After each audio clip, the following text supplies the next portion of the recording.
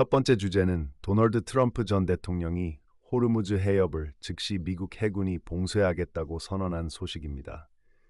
트럼프는 파키스탄에서의 평화 협상 결렬 직후 트루스 소셜에 효과 즉시 해협을 봉쇄하겠다고 밝히고 이란의 통행료를 낸 선박은 공해상에서도 납포 차단하겠다고 경고했습니다. 이 조치는 이란이 2주간 휴전에 맞춰 해협을 통제하면서 선박의 통행료를 부과하려는 움직임에 대한 대응으로 나왔고 이미 일부 유조선은 통과시키고 있으나 여전히 수백만 배럴 규모의 원유가 유출되고 있는 상황입니다. 전문가들은 단순히 해협을 형식적으로 다시 여는 것만으로는 문제를 해결할 수 없다고 지적하면서 공선 부족과 보험 선주들의 불안으로 정상화까지 몇 달, 일부는 7월경까지 걸릴 수 있고 단기적으로 유가 물가 상승과 공급망 차질을 가중시킬 가능성을 경고합니다.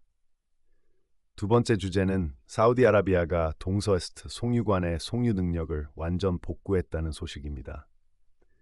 사우디 정부는 4월 12일 공격으로 손상됐던 송유관의 송유 능력을 약 1일 700만 배럴 수준으로 복구했다고 발표했고 초기에는 이번 분쟁 중 공격으로 석유 생산 능력이 약 60만 배럴 일, 동서 송유관 통과량은 약 70만 배럴일 줄었으나 일부는 마니파 유전에서 약 30만 배럴을 복구해 손실분을 보전했다고 밝혔습니다. 쿠라이스 시설은 여전히 완전 복구 작업이 진행 중이며 정부는 이번 조치로 국내외 시장에 대한 공급 연속성과 신뢰성이 회복될 것이라고 설명했습니다. 공격 주체는 공식 발표에 명시되지 않았지만 최근 다수의 이란산 미사일 드론이 요격된 사실과 일부 보도에서 이란의 공격 가능성이 지적된 점이 전해졌습니다. 세 번째 주제는 GSK가 개발 중인 표적 항암제 모레세의 초기 임상 결과가 유망하다는 발표입니다. 모레세는 항체 약물 접합체로 종양세포에 주로 발현되는 B7H4 단백질을 표적으로 삼아 정상 조직에는 거의 영향을 주지 않는 특징을 보입니다. 초기 결과에서 종양 크기 30% 이상 감소를 보인 비율은 백금계 약물의 내성이 있는 난소암 환자에서 62%, 자궁 내막암 환자에서 67%로 나타났고 GSK는 현재 난소암과 자궁 내막암에서 2건의 후기 임상상 시험을 진행 중이며 몇 달 내 추가로 3건을 시작해 총 5건의 후기 임상을 추진할 계획입니다.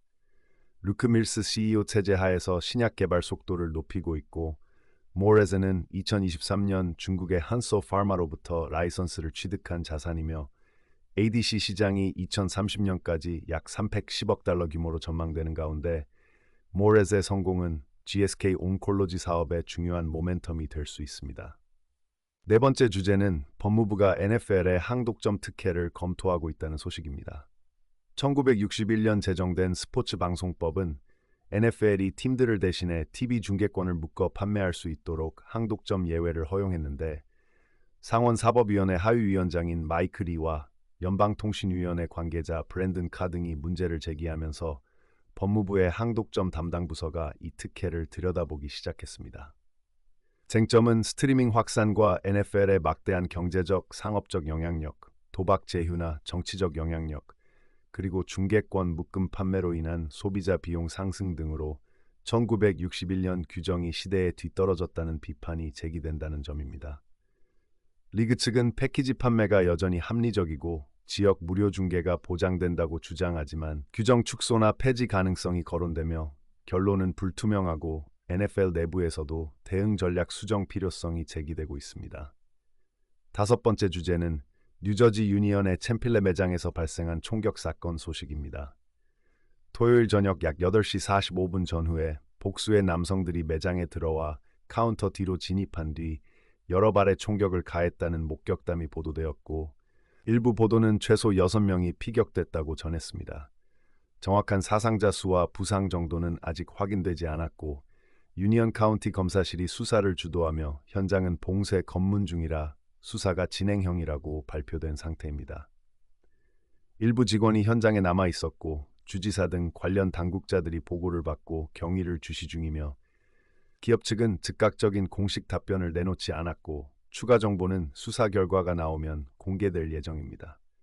여섯 번째 주제는 중국과 이란이 무역, 금융, 공급망 연계를 경제적 수단으로 활용해 미국의 영향력을 약화시키고 세계 경제 규칙을 재편하려 하고 있다는 분석입니다. 올해 두 차례 사례에서 중국은 희토류 등 전략적 자원을 앞세워 무역 갈등에서 유리한 고지를 점했고, 이란은 호르무즈 해협을 사실상 봉쇄해 에너지 시장을 인질로 삼아 미국, 이스라엘과의 교전 중단을 이끌어냈다는 평가가 나옵니다. 이 사례들은 두 나라가 무역, 금융, 공급망 같은 경제적 지배력을 무기화해 미국의 레버리지를 축소하고 글로벌 규칙을 재편하려는 시도를 보여줍니다. 결과적으로 이는 향후 경제 정치적 경쟁 구도와 공급망 안전성, 국제 제도에 대한 논의에 중요한 영향을 미칠 가능성이 큽니다. 이상이 오늘 전달할 주요 뉴스 요약입니다.